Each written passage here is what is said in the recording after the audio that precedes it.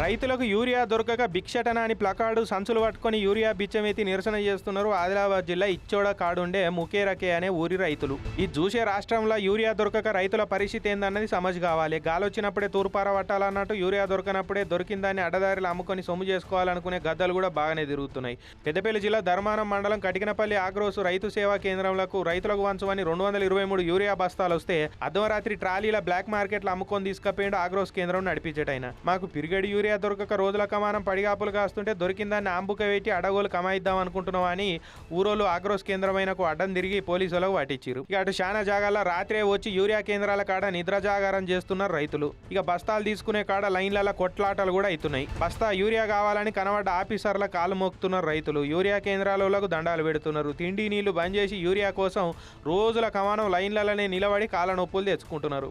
ఒక్కో కాడ స్టాక్ వచ్చినా పైరవీలు చేసేటోళ్లకు పతారున్నోళ్లకు వెనక నుంచి ఇచ్చి పంపిస్తున్నారు. లైన్లల్లో ఉన్నోళ్ళని ఎండబెడుతున్నారు.